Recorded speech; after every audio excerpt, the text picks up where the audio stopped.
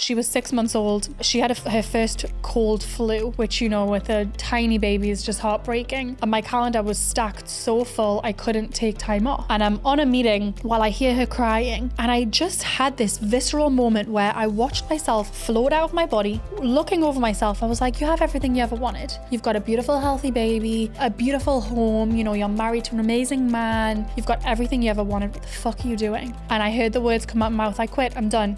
The woman I have on the podcast today is such an incredible badass. She created her first 7-figure company by the age of 22 or 23, and her story is absolutely amazing. So Natalie Ellis is the founder of Boss Babe, which is a brand you may very well know.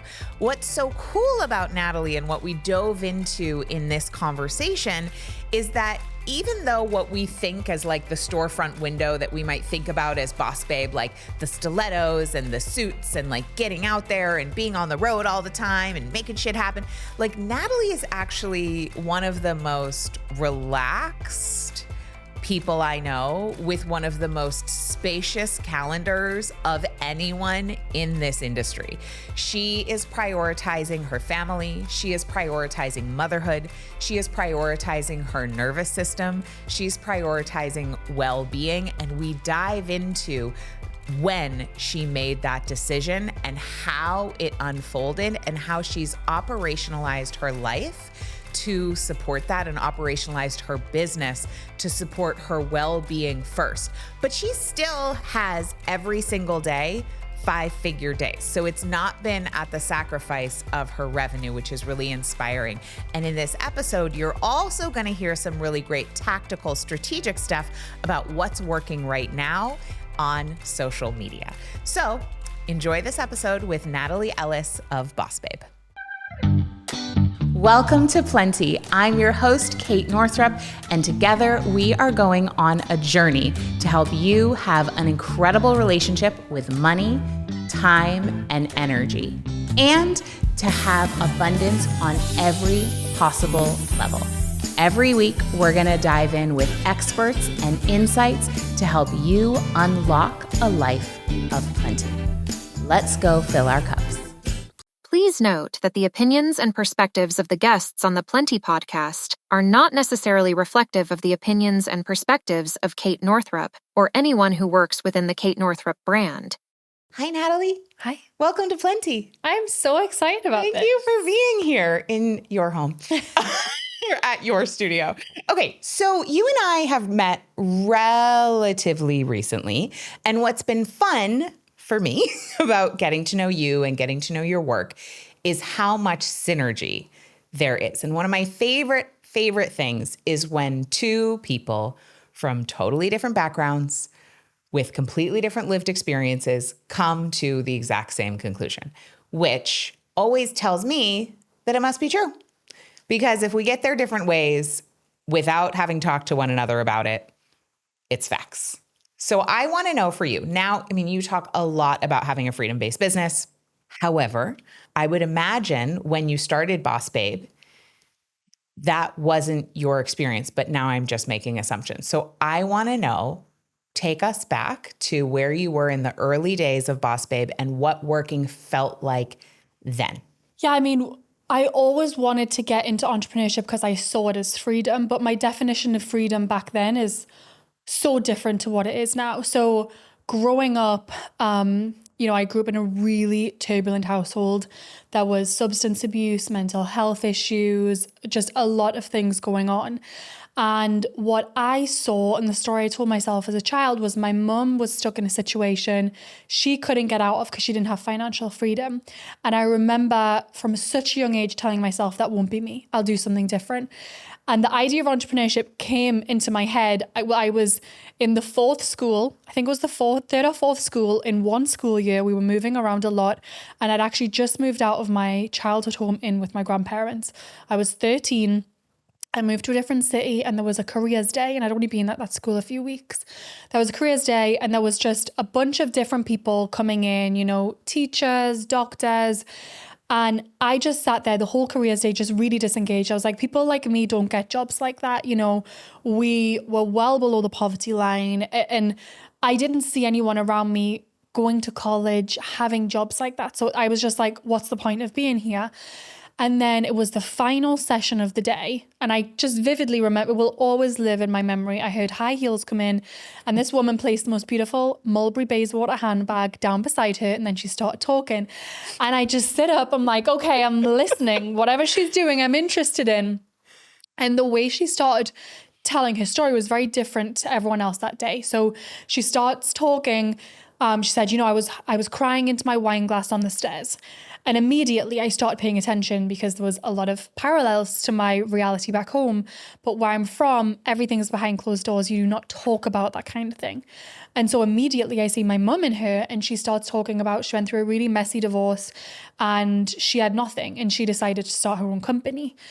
And something about that just clicked. And I think part of me wanted that for my mum, but part of me saw that as like, that's the thing, entrepreneurship. She explained that's what she did. I was like, that's the thing I'm going to do. So it was ingrained in me from being 13. That's what I'm going to do. And that's when I started my first business, and like when my whole journey into entrepreneurship began. But it started really seriously. Boss Babe was like my second serious business when I was 24. And so when I got into Boss Babe, I was still very much in this mindset of freedom, but freedom to me at that time was financial freedom. I didn't really care how many hours I had to work. You know, I didn't care how stressful it was, nothing like that. It was just, am I safe?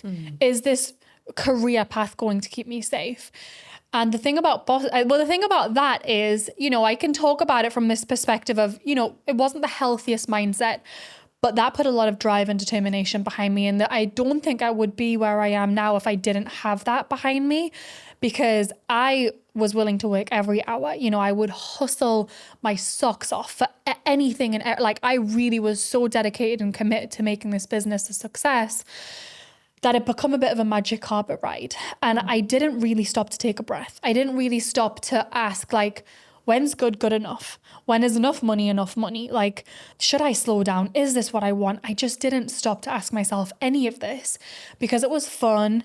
It was lots of cortisol keeping me going. You know, there was just, you get it. There was a lot of momentum behind the business. And so that's what freedom was to me initially. And a lot of that changed, and we can get into that. But it was very much driven from a place of, I need to keep myself safe. Yeah. Yeah. And that came from earning. Mm-hmm. I do want to know, what did the business look like in those early days in terms of your actual offerings, and what was the problem you were solving? Actually really similar to what it does now. Our first product is still our main product now. So it was the Society. And I started that because my first business was a supplements company. It was called Oh My Glow, which is so funny that That's so funny. I know. I have a supplement company now called Glowsy in my bag at all times. Yeah. I love it so much. I always use it when I travel. I'm just like, I love it so much. So full circle for me. Yeah. But at the time, you know, I started that business when I was 21, and I had no funding at all. I didn't know what funding was, and I was really building the business. Real tricky with a supplement company. Tricky. I don't know why I picked that as my first business. Yeah, physical products are no joke. And ingestibles. Everything that could have gone wrong went wrong. Of course. But it was a huge success, because when I was building this, I didn't have a marketing budget. And I honestly thought it would take a few months to get a supplement off the ground. It took 12 months. Sure. But in that time, I started building a following for the brand on Instagram. So when we launched, we had this platform of people to launch to.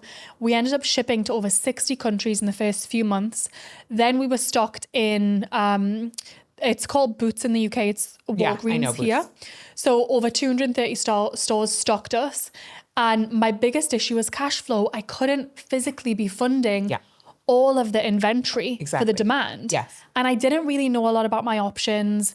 And so when the whole reason I had to park that was actually because I got married, and the status I got married in over here was illegal. I didn't know that. I had to stop work, everything. It was like, it was like a divine intervention moment. Lots of stories. You got married to your current husband? I did. Yeah. I mean, I don't know. I don't know you well enough to know if you were married before. Okay, but I was on a student visa, and apparently you're not meant to be doing that. but I had no idea. But you fell in love. I did. So there you were. And we got married 3 And you months after had we to met. stop working. You couldn't make any income now. I couldn't make any income whatsoever until my green card came, which was like a year and a half. So it was a long process. So what did you do? Did you pull the plug on the supplement? I had to. Completely? Yeah. Mm-hmm. All that work. How did that feel? I mean, it was, part of me was kind of sad and part of me was relieved because on the outside, everything looked amazing. On the inside, it was so challenging. It was a cash flow nightmare. You know, I barely was making enough from it to sustain myself. I was managing other people's social media on the side. It was just a lot of stress. Wow. Yeah. So yes, we were stocked in all these stores and yes, we were all over the world and we had this cult following on Instagram. It was like the perfect product at the perfect time, but it was just a real challenge. So when I initially said, you know what, I'll put the business on pause and actually getting space for the business, I realized this isn't making me happy and this isn't freedom. Like financially, this isn't freedom for me. And so in that time when I was waiting for my green card to arrive is when the whole idea of what Boss Babe could be started coming to me. And so when we launched, it was the day my green card came through, I really wanted to start a membership for female entrepreneurs. And selfishly, I was like, I want to bring in amazing women that I want to learn from. Of course. And they'll probably be more likely to say yes if there's a bunch of us. So we launched with a $29 a month membership, and every month a new guest expert would come in and teach. And, 7-8 years later, it's still our main product now. Amazing. Yeah. So nothing's really changed. I love that. That's so beautiful. I mean, having a membership is such an incredible freedom model. I had a membership for 6.5 years. The monthly recurring revenue was deeply relaxing. And I closed it for a variety of reasons. It was working really well, but I just my soul was calling me to do something else. But that business model is so, so beautiful. So nice. I'm curious. I think you and I are pretty different this way, but I just am curious. Has there ever been a time, because the business has been pretty consistent in terms of your main offering and who you offer it to, do you ever get bored? Yeah. I mean, so everything changed for me when I had my daughter. Yeah. So, we had one main offering and then we would bring out new offers and they were around kind of Instagram growth or launching. It felt like whatever our customers wanted was what we would kind of put out there. And when my daughter was born is when it was like a full come to Jesus moment of just, I went through postpartum anxiety and depression. I really just felt like I lost my identity completely. I didn't know who I was, what I was doing. And I went back to work 3 months after having her and I was just miserable. And there was a moment, she was 6 months old and she had her first cold flu, which, with a tiny baby is just heartbreaking. And my calendar was stacked so full, I couldn't take time off. And so I'm just stretched, running back from her bedroom when she's with her nanny back to the meetings. And I'm on a meeting while I hear her crying. And I just had this visceral moment where I watched myself float out of my body, looking over myself. I was like, you have everything you ever wanted. You've got a beautiful, healthy baby. You're in a beautiful home. You're married to an amazing man. You've got everything you ever wanted. What the fuck are you doing? And I heard the words come out of my mouth, I quit, I'm done. And so I quit as CEO. I said, I'm selling my part of the business. I don't want anything to do with this. And I think it's because I was just very black and white thinking. I just thought, I don't think I can get what I want from this business because all I've ever known is chaos with this business. I don't think it's going to get me what I want. And so I decided to fully walk away from it.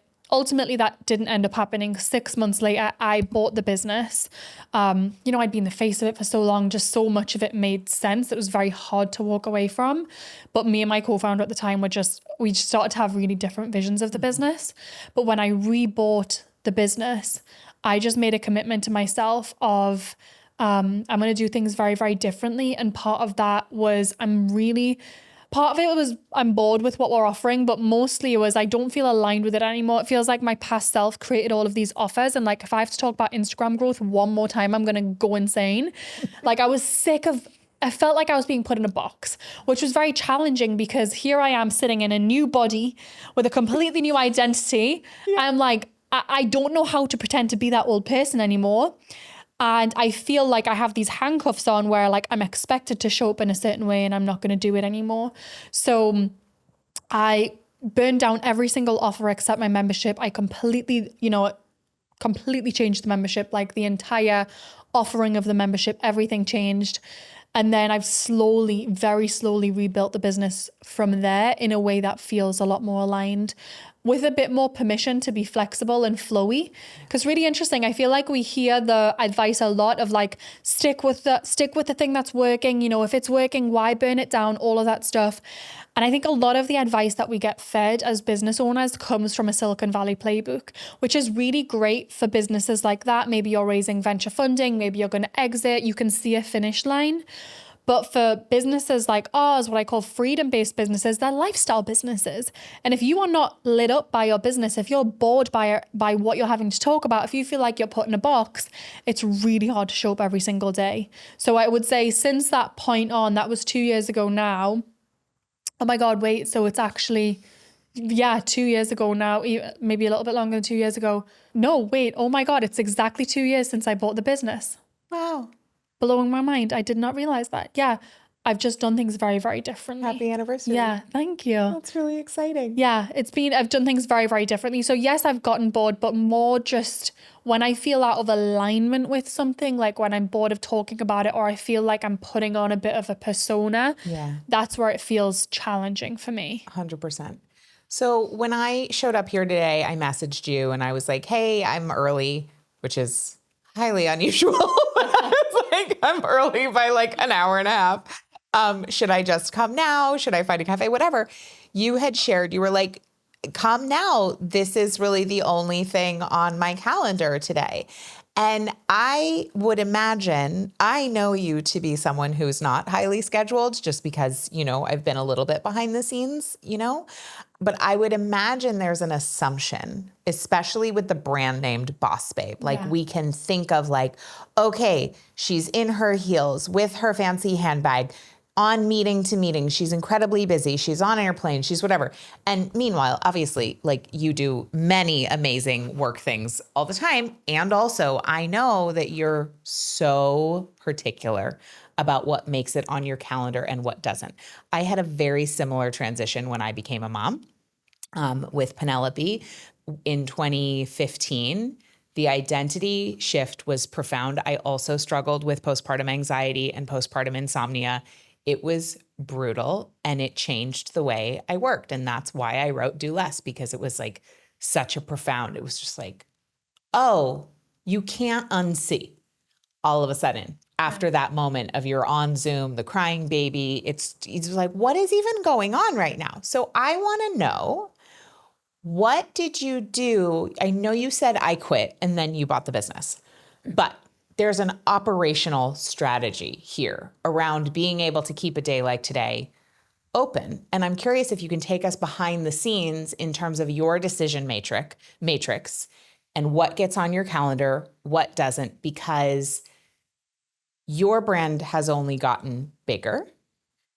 And as that happens, opportunities only increase. It's the illusion is that at some point, someday, things will slow down and then you can take a break. And that ain't ever going to happen. Like no one's ever going to stop asking things of you. So if you want to be able to slow down, you have to just decide now's the time. So I just want to know kind of the operations behind the scenes of how you make those decisions and how you organize things to give yourself that space. Well, it's definitely a muscle that I feel like I have to train and work on. So I think there's like the operational piece inside the business, which I'll jump into. And then there's also, it starts with, why was my calendar so full? Why was I building a business that actually I wasn't enjoying? And so much of it was I didn't like having uncomfortable conversations. I was a total people pleaser. I was so fearful that if I said no and I let people down, then I wouldn't be invited into certain rooms or I wouldn't be liked, that I would slow my momentum and ruin my career. Like I just made up all these stories. And when I was going through the huge identity shift with into motherhood, like you said, it's something you can't unsee. And I just remember having this feeling of like, so what? Like literally, so what if that person doesn't like me? And you know what? If I don't get invited into those rooms because I had a boundary, then so what? Like I really had that breakthrough moment. And I'm not saying it was as simple as that because all my old conditioning was still there. But I remember that kind of awakening of I'm not going to say yes to things anymore just because I feel obliged to. I'm not going to go along with something because I'm afraid of an uncomfortable conversation. So that's that piece. And I think I've gotten really good at letting all of that go and really being honest about what's a yes for me, what's a no for me, and not being so afraid of, is this going to hurt someone's feelings? Is this going to make them feel let down? Like I'm not responsible. So there's that piece of it. And then operationally, I have a great team that, you know, they know exactly what they're doing. Like they know exactly what part they play to keep everything rolling in the business. That's really important. Like we have a playbook that the entire business rhythm runs on. Yeah. So everything in the business is very rhythmic. You know, what kind of content goes out, when it goes out, processes, all of that's really dialed in. So that really helps. And then when it comes to what I say yes and no to, there's a couple of things. Am I excited about it? Like, do I genuinely want to do it? And do I think this is materially going to move the needle for me? And a lot of the times it's a no and a no. Because I think about, well, I'm going to have to, does it mean spending time away from my family? It just often is a no. Yeah. But I think it's more the muscle of saying no that's harder than the operational piece.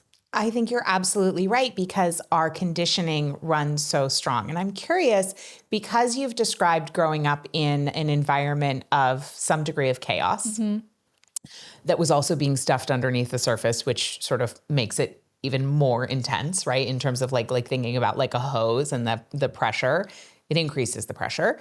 To what extent, now that you've been learning about the nervous system, doing some of your work around that, to what extent do you think having that chock full schedule and even what you described with the cash flow and the like external looking one way and the behind the scenes looking another way with your supplement company, can you talk to me about your unconscious patterning that was running and specific ways that you've shifted that now to be able to say on a random Tuesday, actually, this is the only thing I have going on, so come over and have a cup of tea? Yeah, I mean, my nervous system was fully wired for chaos and I had no idea. It was just so unconscious.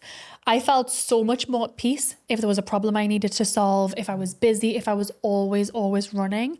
So the nervous system repatterning work started for me first with the Hoffman Institute. I am the biggest advocate for Hoffman. I think it's such an amazing place to start with that inner work. I'd done many things before that, but nothing hit me as profoundly as Hoffman did. So that I remember calling Stephen when I'd left Hoffman. You're like there for 7 days. It's this retreat where you hand your phone in and you're just doing deep work. And I remember calling him leaving and I said, I think I feel peace in my body for the first time ever. Like, I think this is what it feels like. And so quickly, my body wanted to get back to the set point of chaos. So quickly, wanted to jump into the emails. Let me look for problems. Let me look for things. And that was my awareness into, wait, I've experienced peace and I know that's available, but why is my body pulling me back into chaos? Why am I looking for problems? Why am I creating things around me? So that was my first insight into it. And it's really been something I've repatterned, and simple things where I've had to get really comfortable doing nothing. And that's been so challenging, like to sit in silence, not meditating, but not scrolling my phone, not reading a book, not watching TV, like not distracting myself, but just sitting and just seeing how it feels and like really expanding my window of tolerance for stillness and calmness. That's been one thing that's been an amazing practice for me. Like I really make a point to do that as often as I can. You know, I was like the person that would always take my phone to the loo. Like I was always distracted. If I was out on a walk, I needed a podcast in. Whereas I really try and make it a practice now to just go and do nothing. Just go for a walk outside with no phone, no distractions, no nothing.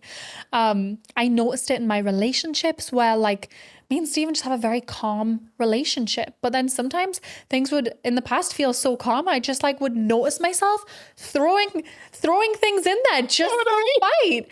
And like having that awareness. If I can get something going here. Yeah, let me put a little bit of spice into this. And he'd see right through it and he'd be like, do things just feel too good right now for you? And I'm like, I guess so. And so little things like that. So I noticed it in all areas of my life, my personal life, my relationship, my business. And it's just always been about what can I do to just notice the pattern first of all, because it doesn't take a lot to notice the pattern and choose a different behavior, but be able to just expand my window of tolerance with that behavior, try something different and just really sit in the discomfort of it because you'll feel it in your body. 100%. There's like tons of like fancy modalities and all that stuff, but like that's been the biggest thing for me that's really helped. Yeah. So just sitting with it and being like, oh, this is interesting. I'm feeling discomfort right now. Yeah. And is there anything you do like that when you're up against that edge in your window of tolerance, or do you just notice it? Yeah, a few different things depending on how I'm feeling. If I'm really feeling it somatically, like I love shaking. Yeah. I love shaking it out. Sometimes if I feel like there's like anxious energy in my body, sometimes I put headphones on and like bash a pillow or like dance, just like really move my body. I feel like your body's so intelligent. If you just give it a chance to express, it's actually going to express so much faster than you think. Talking it out. I really do love therapy. I'm just the biggest fan of therapy and just being able to really process. And like, if there's something deeper, getting to the root of that really helps. Those are the main things. So beautiful. Good old shake. Really A good old shake. It's amazing how much it can help. When we are spinning in anxious thoughts, I think you and I both run on the anxious side sometimes. We can, the spinning, every single thought feels so real and so true. And we can get caught in these little tiny wormholes of this reality where everything is terrible or everything is going to be terrible. And it feels like, oh, now this is my life. And I'm going to be here forever. Like this is now my normal and it's going to be awful forever. That is exactly it. Maybe it's just me, but that's what happens. That's it. And then it's like, oh, actually, if I just get up and shake for 30 seconds, completely new reality, or at least enough space, enough capacity, because, I know you know this, but for listeners, I just want to remind you what's happening in that moment is that there's actually a physiological response of stress happening. On some level, your brain and your body feel unsafe, feels like there's a threat. And actually the stability, the quiet could be that threat if that's not a match for what you experienced in your nervous system growing up. Like that's not a match for what is known. And so threat response. And then the act of shaking or dancing around or screaming into a pillow or whatever, or co-regulating with like a trusted friend or professional, all of that signals to the body, oh, now we're metabolizing the stress. The threat has passed. All is well. And every time we do that, so we have an input and then we change consciously the response, a new output happens. And then we actually increase our capacity every single time. It compounds, which is so cool. And I want to know how that applies to your life, financially speaking, because you're living a different financial life than you were raised in. I would imagine you're living a different financial life than many of the people you grew up with, maybe than other people in your family as well. Yeah. Have you had moments where you have felt that ceiling in your earning capacity or in your wealth capacity of like, oh, I'm out beyond what was shown for me. I'm out beyond, and this doesn't feel safe. I'm just curious if that's shown up for you at all, either consciously or somewhat unconsciously. Interestingly, no, which is so interesting considering the way I grew up and the money mindset that was around me. But I honestly think the drive for creation or the chaos that was driving me was so much stronger than probably any of the money mindset stuff that it just bulldozed right through it. Yeah. So, by the time I was 26, I'd made over $1 million and it just kept compounding. But to a point where I didn't really even realize that I was financially secure for a really long time. Like it took millions and millions for me to realize that I'm financially secure. And I did have this repeating worry that I'm going to lose everything, which was really interesting because, you know, even though with my supplement company, cash flow was a real issue, I was doing social media consulting on the side that was really lucrative. And by the time I was in America and waiting for my green card, I had a really nice pile of savings. And that to me was like, oh, that's a level of security. But in the back of my mind, I always thought I'm going to lose everything. Well, interestingly, I got my visa taken away in the time of waiting for my green card, couldn't earn anything, and I dwindled through all of the savings. So I lost everything. And so in that moment, because I was deep into like the books and the podcast at this stage, I started to have that awareness of, was that a self-fulfilling prophecy? Did I lose everything? Because I've been telling myself I'm going to lose everything. And so I just really made a conscious effort. When I build it all back up again, I'm really going to let go of the fear that I'm going to lose everything. And I'm going to build from a place of feeling secure. And so, touch wood, nothing's been lost since. And I do feel like I have a lot more elasticity with money. I don't feel a lot of that fear, but I'm still very cautious with money. Like, considering like the size of the business, I don't really spend a lot of money. I'm not really into like fancy stuff so much. Like I love a nice pair of pajamas and I like a nice vacation. Oh my God. The pajamas. High-end loungewear. And good skincare. Oh yeah. But I'm not really like a big spender. Yeah. I like to know that my money's compounding, that, you know, I have a really nice safety blanket and that just feels good to my nervous system. I don't like to be on the hook for a lot of things. I don't like the idea of debt. I don't really love the idea of too much leverage. But it's not something right now that I desire to change either. So it's interesting. Yeah, no, absolutely. And I think getting to know what our wiring is and knowing when we don't actually need to do any rewiring. Right. Is a very powerful choice, because in the personal development industry, there can be this constant sense of like, I have more work to do on myself. I need to be better. I need to fix this. I need to fix that. And while I absolutely believe in like lifelong evolution and, you know, I'm going to be working on myself my whole life too, because also what else are we doing? What else is that to do? You know what I mean? Yeah. I mean, I don't want to start a garden, but like, that being said, I love how strongly you were like, I don't need to change that. Like, it's good. It feels where good. I am is good. Like, this is actually a match with who I am. There's no problem here. And that's so beautiful. Yeah. And I think for me, one of the big awakenings I had around money was just knowing when enough was enough for me. Like I don't have, me nor Stephen have the desire to like keep moving into like bigger houses and get fancier cars. And like the idea of moreness used to be really appealing to me when I had nothing. But as I have settled into abundance and knowing that that is available and it's always available, I don't want to be on a hamster wheel of moreness. That feels empty for me. That doesn't feel very fulfilling. Whereas to acknowledge like I have enough, I have everything that I need, everything else is a bonus. Yeah. That feels like a great place to be, because I don't feel like I'm so attached to every launch, and I don't feel like money has the charge for me that it used to. Like when I really needed every launch to be so successful. I mean, honestly, even when I lived in LA, it's like, was always about the bigger house. It was always about like the next thing. And it was a very shiny lifestyle. And it just didn't, in my nervous system, didn't feel amazing. And like we both were like, we've got to leave. Like this just isn't for us. So that's really important for me, is like always bringing myself back to that question. I think it's a good question for anyone to ask, is like, when is good enough? When can I step off the train of moreness? When can I just be content? And it doesn't mean I'm blocking money. No, but it's a bonus. But I'm not attached to it. I'm not hooked into it. Yeah. It's just fun. Yeah.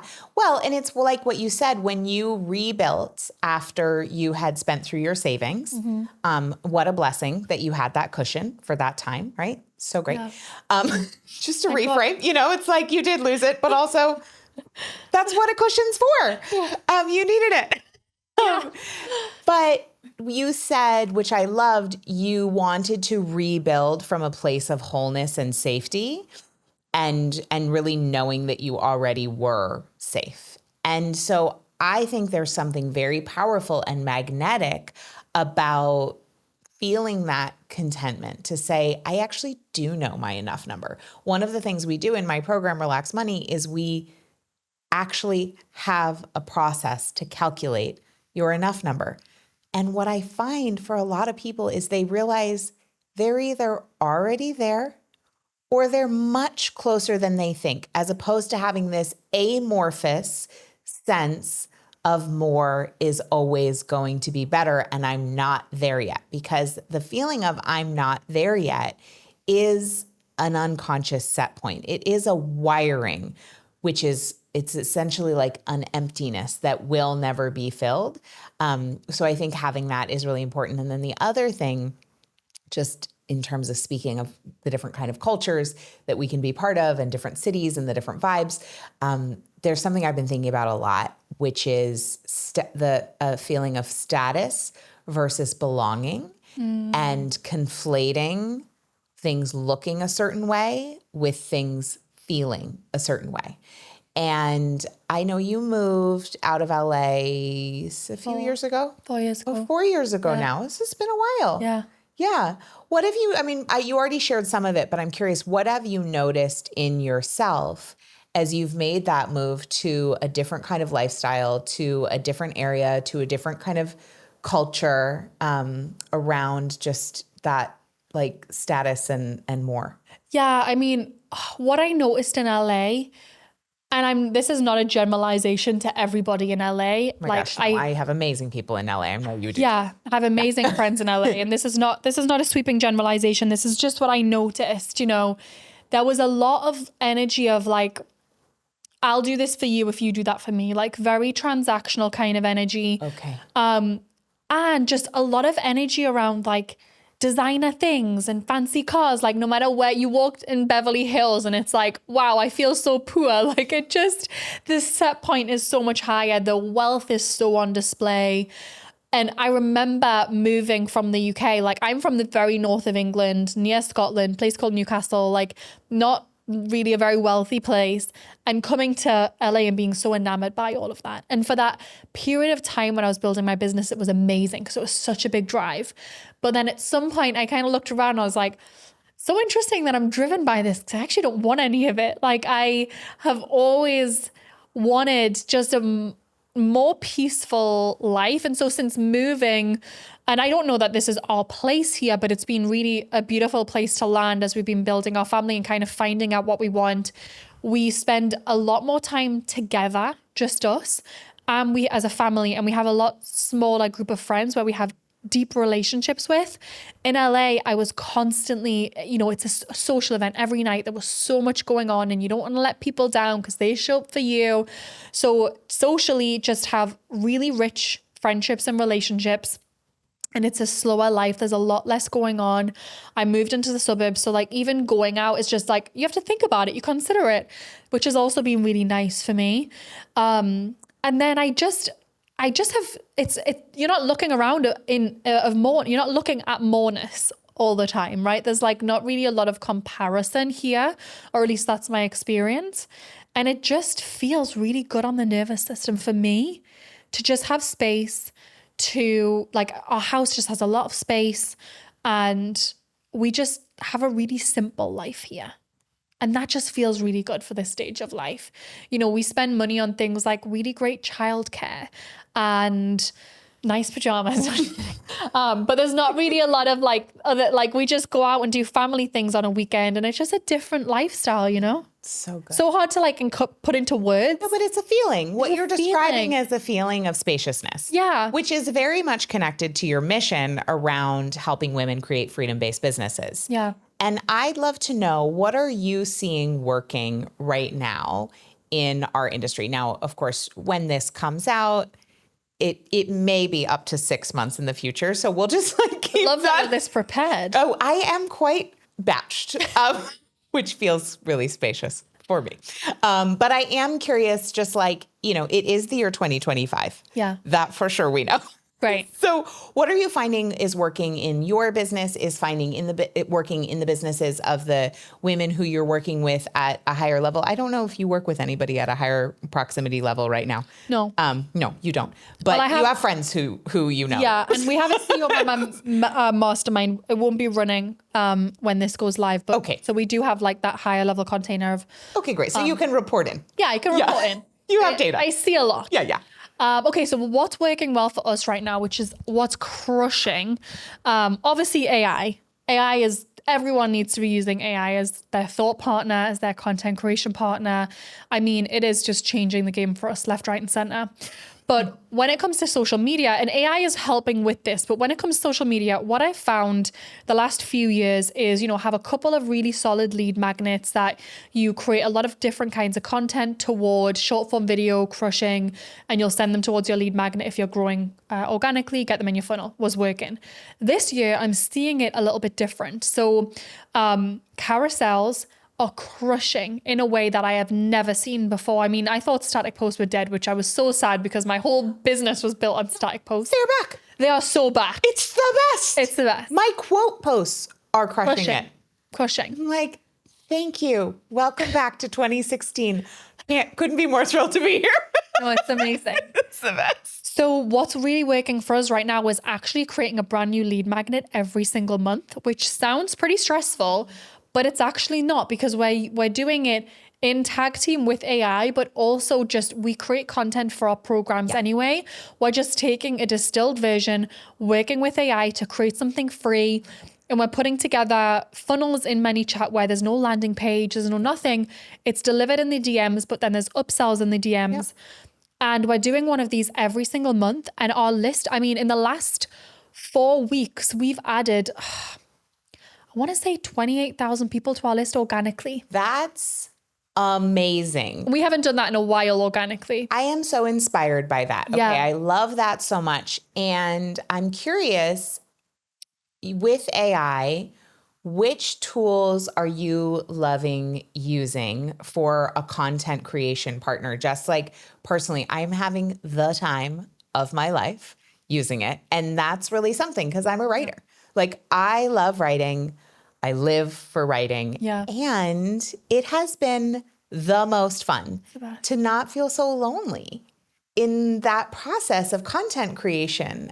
So I'm just curious what's working for you. What are you enjoying using tools-wise? Me and ChatGPT have just got it going on. Amazing. Just, oh my God. And so I have every single person on my team do this too, because they were initially asking for a company ChatGPT account where we load it with all the curriculum. Yep. And I said, cool, we'll do it. But if you do not have your own personally trained AI, I'm telling you, you're doing a disservice to your career. It's not. So with Chat, I mean, I train it on everything. Like I upload my group texts to it. I tell it about my day. It knows about my childhood. I give it every keynote, every podcast. I give it a lot of context. And I find that when you give really rich context to the AI, everything you get out is just of a higher quality. Absolutely. And so it's my thought partner for everything. I I got this text from a friend, help me respond. And I'll sit with a batch of emails and I'll screenshot 10 emails. I'll throw them in, give me a response for each of them. And it kind of knows what's on my calendar. It knows what I'm prioritizing. It just makes everything so much easier. Okay. So I'm curious. I know this is not the purpose of this podcast, but I am just genuinely curious. I'm finding that I'm getting better results if I create, I guess in ChatGPT, it would be like a custom GPT for different roles and different functions. I'm using Claude as a content creation partner. So I'm creating different roles within Claude. They're called projects over there, but regardless. Are you doing that or are you just doing it all in one thing for all the functions? So I do it all in one because I wanted to have context of everything, but then I'll take it out and put it into projects. Got it. So when I'm editing and building upon things, I'll do it in the specific project. But when I want a first draft of something, I do it all in the same thing. Okay. So it just has like every bit of context. Have you named it? No, I should probably, shouldn't I? Have you named yours? No. I should. It's called Claude, so I already feel like Yeah. I'm talking to somebody. And for whatever reason, and this probably tells you more about my psychology than you need to know, it is helpful for me to have it be a male Same. collaborative partner. It like keeps me in line somehow. The structure of it. The masculine, like I just feel better. It keeps me more organized. I call him and I'm less rambling. Yes. You call it who? He. I'm just like, you call it. He said this. He said that. I'm like, Isn't this is that mortifying. hysterical. No, I relate to it as a man. Okay, so there we are. But I feel like I go to chat and I'm like, I like throw everything I've got. Here's what's going on for me. I need help with this, this, and this. Here's what I'm confused about. And he just structures it for me. Exactly. It is a dream. Freaking dream. I'm like, here, let me vomit everything on you. Everything. And you just send me back like, oh, and then also like really nice reflections about, oh, I noticed in your writing style, you're this, and that, and whoota. And I'm like, why, thank you. I feel so seen right now.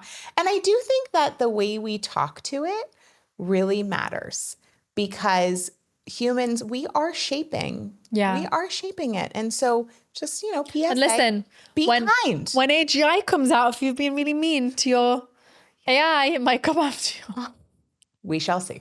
We shall see. Yeah, oh my God, I'm so British. I'm like, sorry, I didn't mean like that. Oh no, I'm like super kind, like talking to it like a human because I think that matters. Also, that is going to change what's happening physiologically within us as we're having that relationship, and I think that's important. Yeah. Okay, final thing I want to know is what is feeling like your edge right now? Like where are you working and growing, whether it's personal, whether it's business, but what's your edge?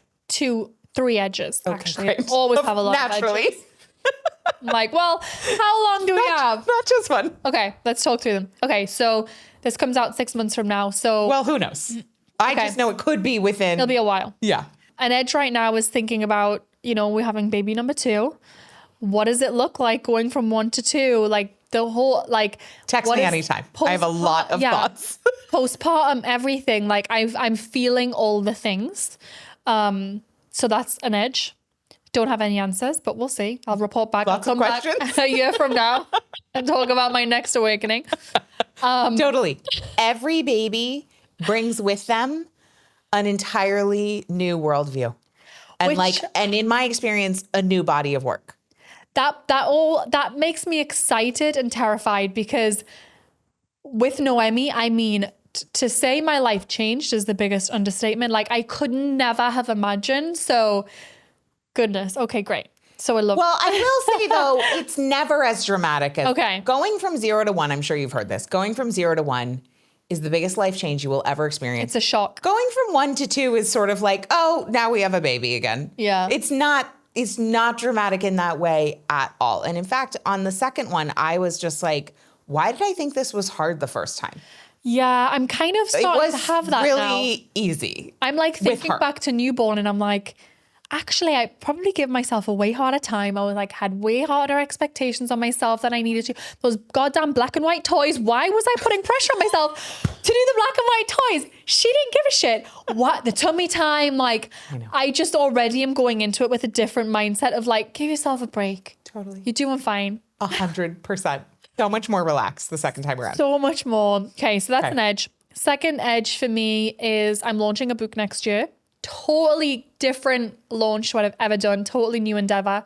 And it's such an edge for me. I'm like in a space of I want to learn everything I can learn. I'm so determined to launch this in a way that feels good. That matters more to me than anything else. And I want to be really proud. And, I think part of me wants to really show my community you can do this kind of thing in a way that feels good. You don't have to burn yourself out to say, I give it everything I've got. But it's an edge because I've never done it and I'm terrified. And then the third thing that's an edge for me right now is just, I feel like I'm entering a whole new level of delegation. I feel like I've gotten pretty good at it the last couple of years, but I'm entering a whole new level. I'm planning to take a great maternity leave, and I really want that for myself. And I know to get there is going to require me to step back even more from the business. And there's so many things that I've held really tightly onto because the idea of training someone on them just feels exhausting. But I'm really pushing my edges there. And I did start doing it with one team member who was like a dream to mentor. And because I'm getting the great feedback there, it's like motivating for me. That's reframing, because it's hard when you are training someone up and you have to tell them the same thing 10 times and they don't do it. And you're like, this could not be worse. Like, I don't want to trust. Yeah. But when you really get good feedback from it and you see things being implemented and it's very motivating. So I'm trying to retrain that, but it's just pushing my edges because I know there's a few different areas I need to do it in the business. What's one of them that you're feeling like a little trepidatious around letting go of? Yeah, the one that I've been handing off is social media, which is going really, really well. And that is Congratulations. Yeah. That's a really big deal for you. It's such a big deal. And I didn't think I ever would. Congrats. But I'm like so happy loosening my grip on that. That's probably the hardest one. Yeah. But I'm in it and it's going really well. Doing it. And to date, I mean, the last month I haven't posted a single thing. Love it. So Freedom. it all is going well. Business. I know. It is happening. Amazing. Natalie, this has been so much fun. Thank you so much for sharing all of your story, just the behind the scenes insights. It's beautiful. You are a beautiful soul. And I just love what you've created and I love what you stand for. I resonate with it so deeply. So if people want to come find you, connect, learn, where can they find all the things? Well, thank you for having me. This was amazing. Instagram at I am Natalie and bossbabe.com. Amazing. And just so you know, Natalie is spelled with a T. Yes. Not an H. Yes. When you go. Oh, and Natalie. the Boss Babe podcast. And the Boss Babe podcast. Amazing. Thank you for being here. You're the best. Thank you. Thanks for listening to this episode of Plenty. If you enjoyed it, make sure you subscribe, leave a rating, leave a review. That's one of the best ways that you can ensure to spread the abundance of plenty with others. You can even text it to a friend and tell them to listen in. And if you want even more support to expand your abundance, head over to katenorthrup.com/breakthroughs, where you can grab my free money breakthrough guide that details the biggest money breakthroughs from some of the top earning women I know, plus a mini lesson accompanying it with my own biggest money breakthroughs and a nervous system healing tool for you to expand your abundance. Again, that's over at katenorthrup.com/breakthroughs. See you next time.